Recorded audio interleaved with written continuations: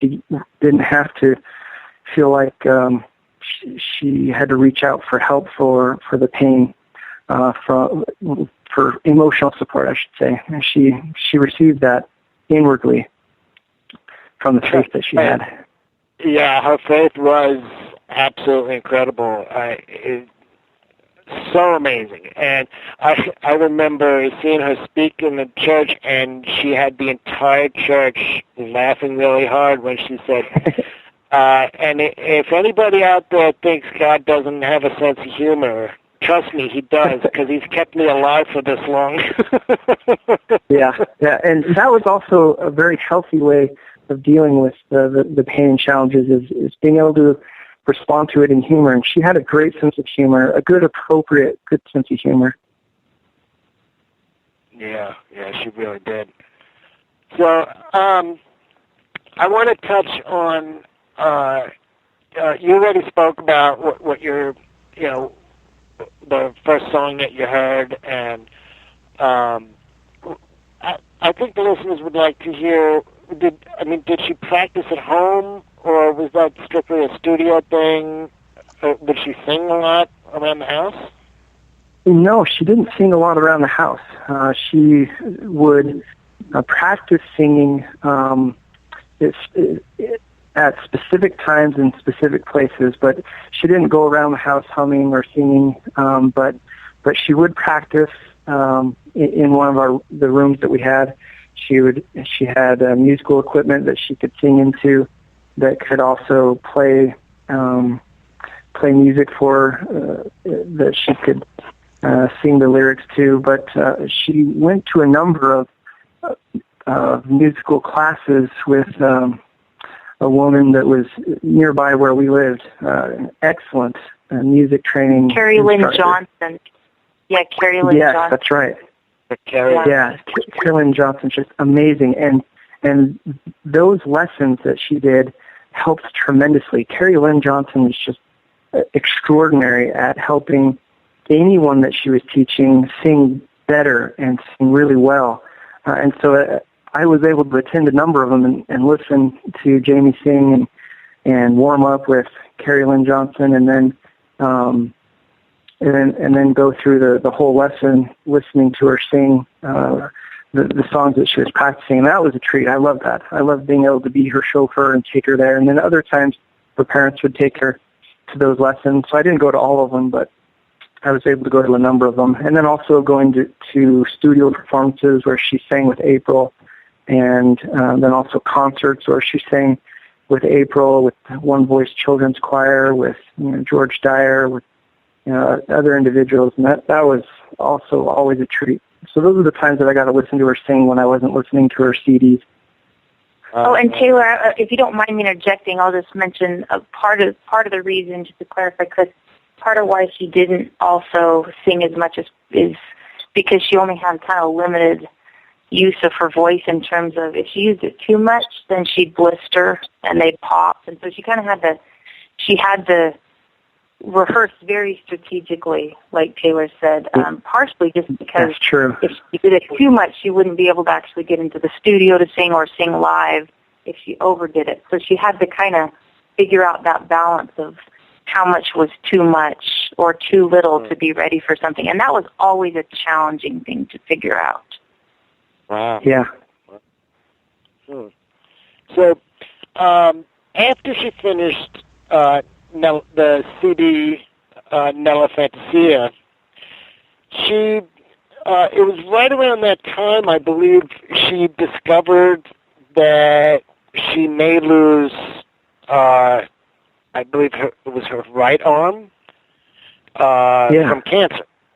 And she said, you know something? I always wanted to be a painter. And I better do this. I better do this before I lose my arm. Yeah, that's true. And she did something. She said, "Okay, I'm going to do a painting. I'm going to do one painting a day for the next 30 days, or something along those lines." It was 60 days. 60 days, yeah. One painting a day in 60 days, and she went beyond that. I mean, in 60 days. she had like way more than 60 paintings. Well, in the end, after her painting goal, she was able to do more than 60 paintings. But in those 60 consecutive days, her goal was to get 60, but she was able to do over 40, which is astonishing anyway because her painting was self-taught, and she had some lessons from others too. But she basically decided, I'm going to pick up painting. I'm going to learn how to do it, and I'm going to watch YouTube videos and figure out how to mix the colors right. And she was prolific in the paintings that she produced, and they were good paintings too. Wait a minute, where did this talent come from? Exactly.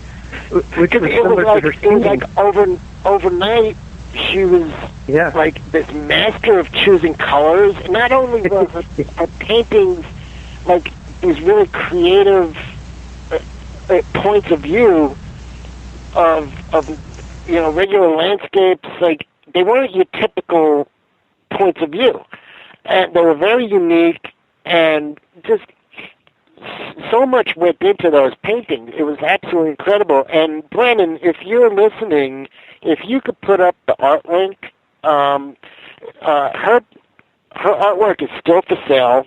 I'm gonna put that link up on the actually, well, after I finish talking here, I think I already have it copied. Well, actually, we have to. I have to take a break because we do have Vanessa on the phone here. She's up next. So, is there any last things that you guys want to talk? I just wanted to get Taylor's point of view real quick on. I mean, what did you think when all of a sudden she was saying, "Hey, Taylor, could you buy me some art supplies?" I was just in awe. I was in awe at what she was able to do. I mean, given those challenges and the difficulties and disabilities she had, for her to do things that even people who don't have those disabilities can't do, it astonished me. And I was in awe, and I'm still in awe. And painting is one example. Her singing is one example. Getting into politics is another one. She did amazing things with the life that she had. She really did. Yeah.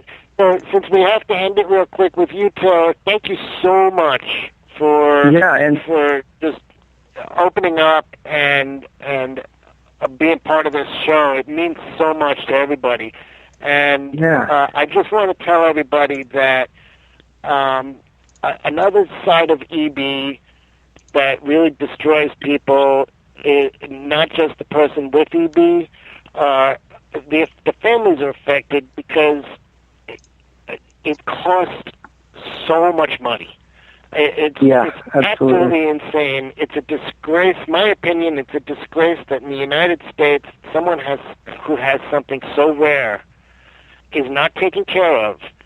It's a disgrace. And Tara, I know you went through some major hardship, and all the art that is sold on Jamie's website, for the time being, goes to Taylor so that he can get out of the hole that EB created in his life.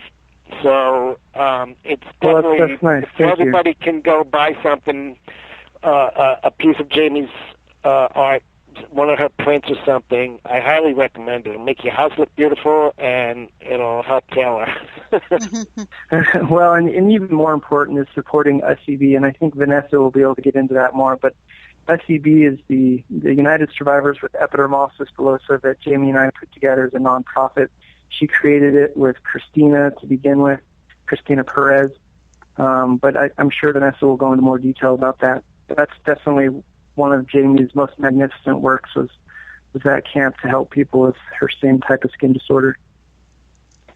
Alrighty. All right. Well, thanks, Taylor. Thanks, Taylor. Hey, you're welcome. Yeah. All right. Thank you. All right, guys. I'll be right back with Vanessa and Chris and more music from Jamie right after. Let's Talk About the Music is wanting your sponsorship to advertise on the show's podcast. Anyone, anywhere in the world can advertise. We're especially looking for small businesses, event and festival coordinators, and venues. For pricing and special offers, go to letstalkaboutthemusicblog.wordpress.com. Live in studio on April 26, 2016. We're going local, everybody. Seattle's very own Johnny Sonic. That's right, guys. Johnny Sonic's going to be on the air with me, your host. We're going to talk about politics, music, and his charity's coming up right here. Let's talk about the music on April 26th. Don't want to miss it. Seattle's very own Johnny Sonic. Well, that was some boring music. Spike? Come on, where's the Justin Bieber? Where's the Katy Perry? Where's the Fall Out Boy? Noddle, you have witch powers. Turn him into a chipmunk and feed him to the owl outside. I will do no such thing. We're here to talk about our website. HomeCanineNeutering.com? What? No! InvaderPet.com, where people can check out our comic strips or locate bookstores selling bookmarks with our comics on them. So, listeners, want to see comics of me, Noddle the Witch, my pets Kaylee Cat and Spike Beagle? Go to InvaderPet.com and check us out. Seriously, though, you guys really have a canine neutering website? Join us April 13th on Let's Talk About the Music when the Action Adventure Circus Super Geek League will be talking everything geek. Find out why they are the most unique performance group in the Pacific Northwest. Also on the show co-hosting will be myself, character voice actor and vocal impersonator Ty the Voice Guy. All this and more April 13th, starting at 8 p.m. on Let's Talk About the Music.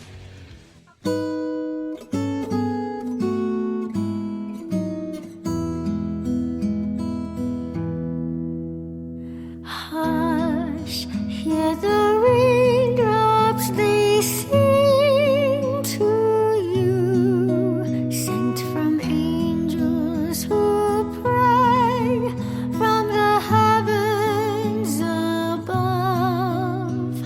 The soft filtering needles are bending above to cover your head on a pillow of love. Sleep, the water, it sings to you, and the moon and the loon tell the shadows to hide. The young furry creatures come curious to see, falling fast, cuddled close to protect you from harm.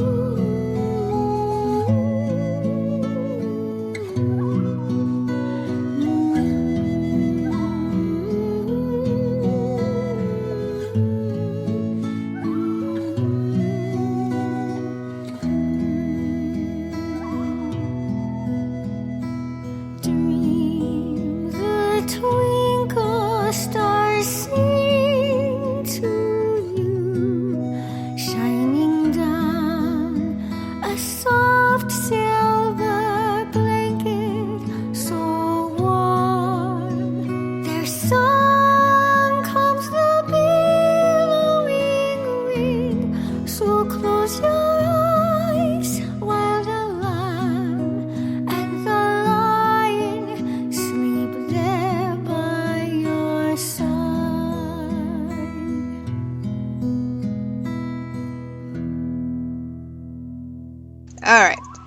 All right, let's talk about the show on? music. Yeah, the show's on. Chris? Yep. Anyway, this is Shells. Let's talk about the music. We've, for the past 3 hours, going on 3 hours, we've been talking memories of Jamie Hartley, a fallen musician who passed away with EB. And tonight we are going on. We talked to tons of people. April at first, the second time, second guest, Julie, who her camp was at her doctor in the camp program. And before that, we had her talk about Kimberly, who was a close